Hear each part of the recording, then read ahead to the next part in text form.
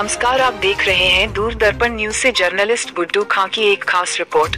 विधानमंडल के उपनेता प्रमोद तिवारी ने किया राजन पाठक व कांग्रेस के लिए जनसभा।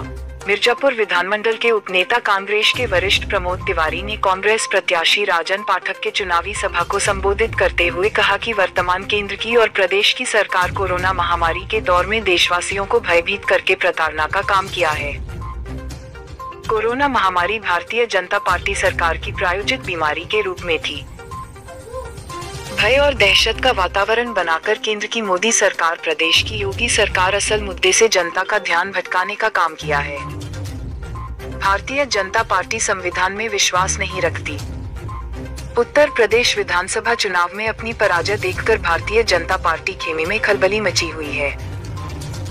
कहा कि छठवें चरण के चुनाव तक कांग्रेस की उपस्थिति महत्वपूर्ण हो गई है। उन्होंने बताया कि भाजपा माफियाओं के नाम पर बुलडोजर चलवा रही है, लेकिन योगी जी में भाजपा माफियाओं पर बुलडोजर चलाने की हिम्मत ही नहीं है, बदले की भावना से काम किया जा रहा है। इस मौके पर कांग्रेस के वरिष्ठ दीपचंद्र जैन, छात्र संघ के पूर्व अध्यक्ष सनी दत्त पाठक थे।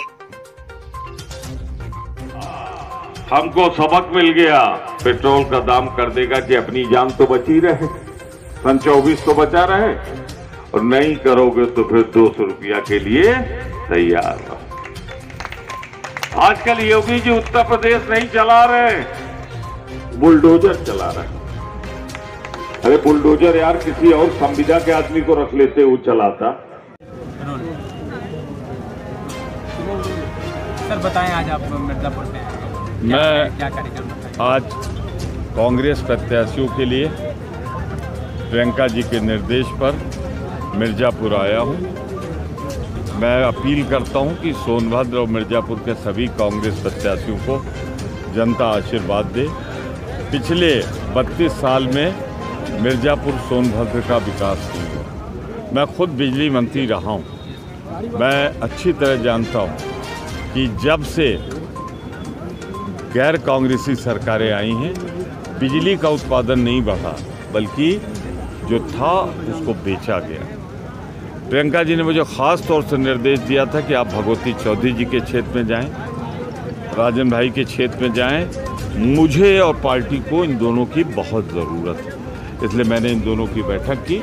अभी मैं और भी आऊँगा, प्रयास करूँगा, लेकिन मैं इतना अपील करूँगा कि जिस सरकार ने महंगाई आसमान पर पहुंचा दी, 1 से 10 रुपये पेट्रोल बिक गया, 15 रुपये प्रस्तावित, यानी 1 से 25 का हो जाएगा। सिलेंडर 1000 रुपये पहुँचा दिया, 300। डीजल और पेट्रोल बराबर कर दिया, यानी कि अडानी की गाड़ी में भी उसी भाव में डीजल पेट्रोल भरेगा जितने में गैस ट्रैक्टर में भरता है।